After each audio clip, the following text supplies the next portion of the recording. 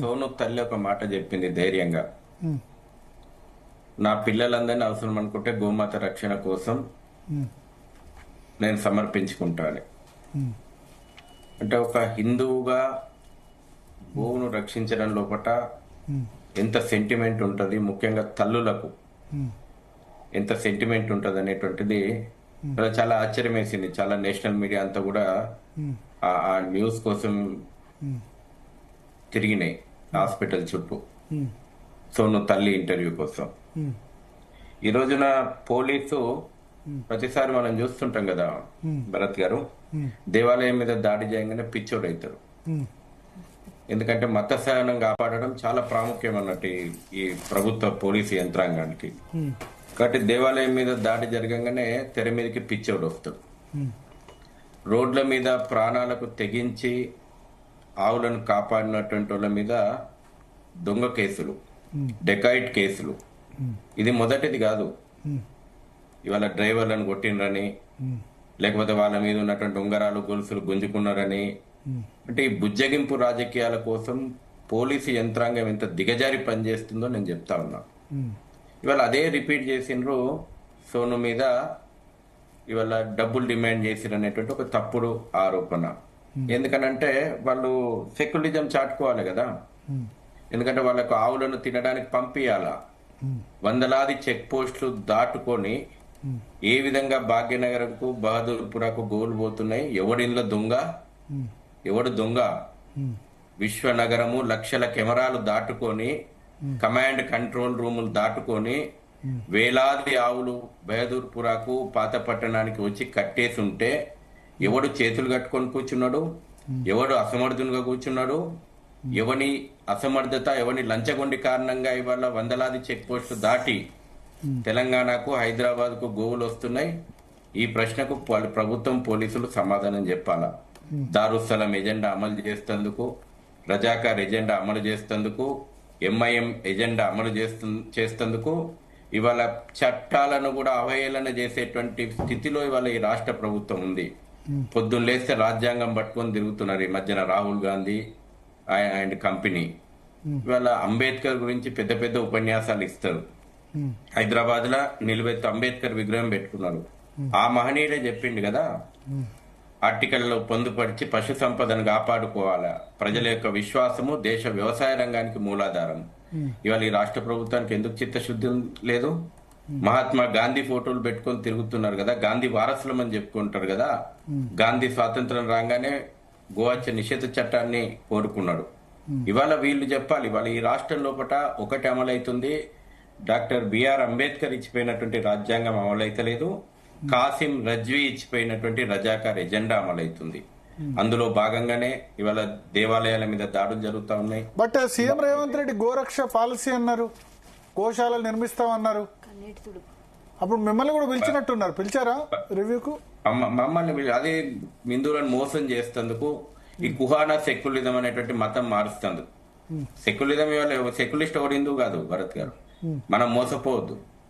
Clarity మనకు ఉండాలి first. Secularist ఎవడు కూడా హిందువు కాదు. అంటే కాంగ్రెస్ చీఫ్ మినిస్టర్ అయి ఉండి ఆ విధంగా కాంగ్రెస్ పార్టీ చీఫ్ మినిస్టర్ అయి ఉండి అది అనౌన్స్ చేయడం మంచిదే కదా. మేము స్వాగతించ ఆచరణ లేకది. వేములవాడలో ప్రభుత్వ కంట్రోల్లో ఉన్నటువంటి దేవాలయంలోనే గోవులు చచ్చిపోతే దిక్కు లేదు.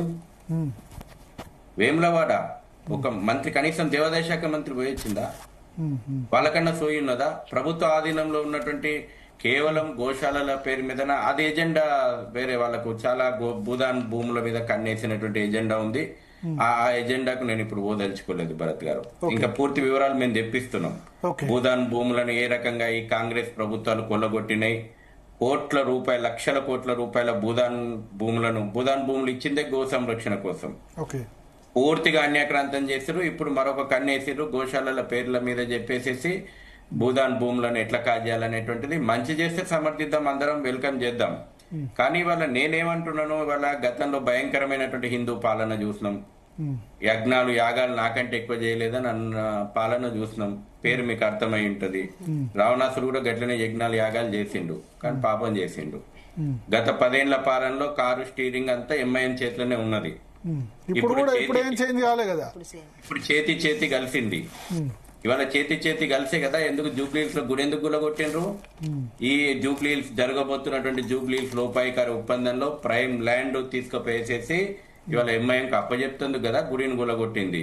ఇవాళ భాగ్యనగరం లోపల అమ్మాయిలకు భద్రత లేదు, భాగ్యనగరం లోపల గుడికి భద్రత లేదు, హిందువుల విశ్వాసమైనటువంటి గోవు రక్తం ఏర్లై పారుతా ఉంది, ఒక బడికి భద్రత లేదు, హిందువుల యొక్క ఆస్తులకు భద్రత లేదు. మొత్తం టోటల్ గా ఇవాళ రజాకార్ ఎజెండా ఇవాళ భాగ్యనగరంలో అమలవుతుంది. అత్యంత ప్రమాదకరమైనటువంటిది. ఈ సంఘటన ద్వారా మనం చూడాల్సింది భవిష్యత్తు తెలంగాణ ప్రమాదంలో పడుతుంది.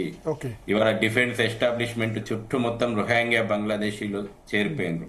హైదరాబాద్ డిఫెన్స్ క్యాపిటల్ మీరు చూడండి, ఏ ఒక్క దగ్గర చర్చ జరుగుతలేదు. ఎంత ప్రమాదకరంగా ఇవాళ డిఫెన్స్ చుట్టుపక్కల ఉన్నటువంటి ప్రాంతాలను కాలనీలు చొరబాటుదారుల కాలనీలు వెలిసినాయి.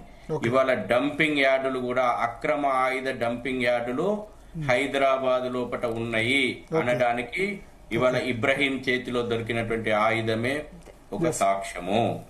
మొన్న మీరట్లో ఎట్లయితే దొరికినాయో, ఏ విధంగానైతే ఉత్తరప్రదేశ్ లోపల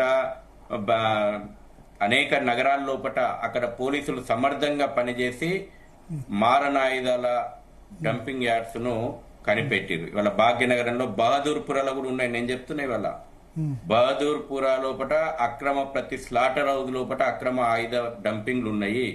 రేపు దేశం లోపల అంతర్గత యుద్ధాన్ని సృష్టించాలని ప్రయత్నం చేస్తున్నారు. మొన్న సిఐఏ పేరు మీద ప్రయత్నం చేసిండ్రు, లేకపోతే వక్ఫ్ బోర్డ్ యాక్ట్ పేరు మీద అభద్రతలను అపోహలను సృష్టించి ప్రయత్నం చేస్తా ఉన్నారు.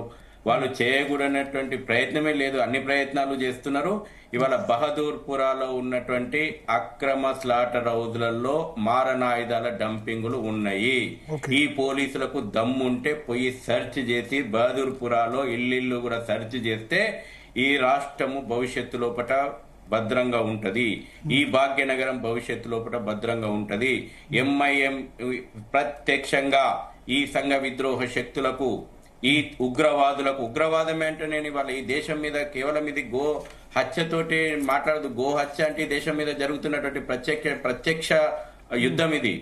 ఈ దేశంలో ఉన్నటువంటి విశ్వాసాలను దెబ్బతీయడానికి, ఈ దేశంలో ఉన్నటువంటి వ్యవసాయ రంగాన్ని దెబ్బతీయడానికి వందల సంవత్సరాలుగా ఈ యొక్క యుద్ధం ఈ దేశం మీద జరుగుతా ఉంది. ఇవాళ జిహాద్ అనేక రూపాల లోపల మన మీద జరుగుతా ఉంది, దేశం మీద, ధర్మం మీద. ఇవాళ ఆడపిల్లల మీద లవ్ జిహాద్ ఎట్లా జరుగుతుందో ఈ రకంగా ఇవాళ వ్యవసాయ రంగం మీద, ప్రజల యొక్క భక్తి శ్రద్ధల మీద జరుగుతున్నటువంటి జిహాద్ ఇది. ఈ దేశం యొక్క కల్చర్ మీద జరుగుతున్నటువంటి జిహాదు మారణ ఆయుధాలు భాగ్యనగరం లోపల అక్రమ మారణ ఆయుధాల డంప్ గా ఇవాళ భాగ్యనగరం మారింది. దీని మీద పెద్ద చర్చ జరగాలి భరత్ గారు. మీరు సాహసోపేతమైనటువంటి జర్నలిస్టు, నేను ఇవాళ మిమ్మల్ని ఆహ్వానిస్తున్న భాగ్యనగర్ భవిష్యత్తు కోసం బహదూర్పురా, నేను మళ్ళీ ఒకటికి రెండు మాకున్నటువంటి సమాచారం మేరకు బహదూర్పురాలో అక్రమ స్లాటర్ హౌజ్లు పెద్ద ఎత్తున మారణాయుధాలు డంపింగ్ కేంద్రాలుగా మారిపోయినాయి. ఎప్పుడైనా భాగ్యనగరం యొక్క ప్రజలపైన దాడులు చేయడానికి మతోన్మాదులు సిద్ధంగా ఉన్నారు. దానిలో షాంపిల్ గానే ఇవాళ మనం ఇబ్రాహిం కేసు అయితే ఉందో, ఇబ్రాహిం ఎక్కడి నుంచి వచ్చింది ఆ మారణాయుధం, దాన్ని మళ్ళీ ఇమ్మీడియట్ గా కేసు కాగానే దాన్ని మార్చాలనే. ఇవాళ ఇమ్మీడియట్ గా దాన్ని ప్రజల లోపల వచ్చినటువంటి ఆవేశము, ప్రజల లోపల వచ్చినటువంటి ఆక్రోశాన్ని ఇవాళ డౌట్ క్రియేట్ చేయడము. అరే మరి ₹1,00,00,000 వ్యాపారం అయితే, ఇంతకు ముందు అమ్మ మాట్లాడింది, ₹1,00,00,000 వ్యాపారం అయితే నీకెంత పర్సెంటేజ్లు ముడుతున్నాయి రవి? పోలీసు వాళ్ళని అడుగుతున్నా నేను. ఇన్ని చెక్ పోస్టులు దాటుతందుకు వాడు ఒక దుర్మార్గుడు, దౌర్భాగ్యుడు, సంఘ విద్రోహ శక్తి, ఒక మతోన్మాది. మరి గడిచిన 6 నెలల్లోనే ₹1,00,00,000 వ్యాపారం చేస్తున్నాడు అంటే, వాడు ఇంతకాలం చేస్తున్నటువంటి వ్యాపారం యథేచ్ఛగా సాగుతుందంటే మరి మీకెంత ముట్టినాయి? వీని సంగతి తెలుసా? ఇదే ఇబ్రాహిం గాడు నా లాస్ట్ 2 years క్రితం 2 కానిస్టేబుల్ చంపొచ్చిండు ఛత్తీస్గఢ్ లో. 2020 కేసులు అన్నారా? ఇట్లాంటి వాళ్ళకి అసలు బెయిల్ ఎట్లా వస్తుందో అదే అర్థం కావట్లే. ఇట్లాంటి వాళ్ళు మామూలు కేసులు పెట్టాలి, ఫైన్ పడే కేసులు పెట్టాలి, కోర్టులకు పంపాలా, ఇది కదా. వీళ్ళు పోలీసులు లోపాయికార ఒప్పందాలు కదా, ఇవే కదా. 2025లో ఇప్పటివరకు 5 కేసులు అయితే పీడీ యాక్టులు ఎందుకు పెడతలేరు? అమాయకుల మీద పీడీ యాక్టులు పెట్టి పంపుతున్నారు కదా. ఇటువంటి వ్యక్తుల మీద పీడీ యాక్టులు ఎందుకు పెడతలేరు? కాబట్టి చాలా తీవ్రంగా చర్చించాల్సిన విషయం ఇది. ఇవాళ పోలీసులు ఉద్దేశపూర్వకంగా ఎంఐఎం ఎజెండాకు తలొగ్గే ఈ కేసును కూడా ఇవాళ తప్పుదారి పట్టించేటువంటి ప్రయత్నం చేస్తున్నారు. ఖచ్చితంగా దీని మీద ప్రజలు పోరాటం. ఒకటి మాత్రం విషయం, యుద్ధం వాళ్ళు ప్రారంభం చేశారు. ఓకే, మనకు డౌట్ డౌట్ దూరం చేసుకోవాలి. యుద్ధం స్టార్ట్ చేసిరు. ఈ యుద్ధం ప్రజాస్వామ్యయుతంగా పోరాడతామా, రోడ్ల పైన ఎదుర్కొంటామా? ఇవాళ హిందూ సమాజం కావాల్సింది. హిందూ సమాజం ఈ ఛాలెంజ్ స్వీకరిస్తుంది. సంగప్ప గారు ఉదయం వెళ్ళారు మీరు బండి సంజయ్ గారు